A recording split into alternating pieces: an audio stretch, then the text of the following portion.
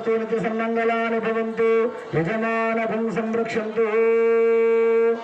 అందరూ కూడా ఆ కర్పూర దీపాన్ని చూసి నమస్కరించండి.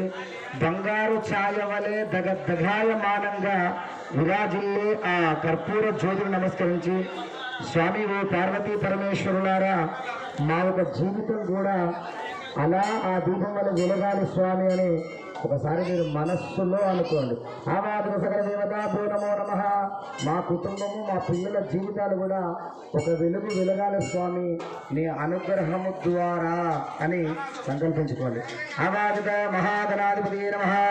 ఆనంద కర్పూర మంగళ నీరాజనం సమర్పించండి. ఆనంద కర్పూర మంగళ దివ్య నీరాజనం సమర్పయామి. అందరూ కూడా నమస్కారం చేసుకోండి. ధాతాదాతృణాం భువనస్య యస్పతిర్దేవగం సవితా రమమా దిశాహో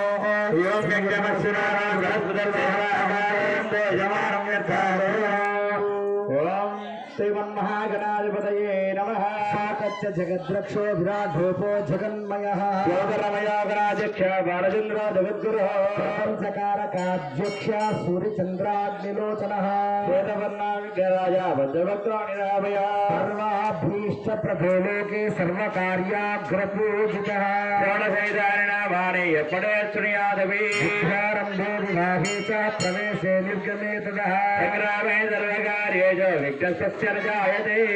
మహాగణాధిపతయే నమః. సువర్ణ దివ్య లఘు మంత్ర పుష్పం సమర్పయామి. అక్షతలను సమర్పించండి స్వామివారి పాదుకల దగ్గర.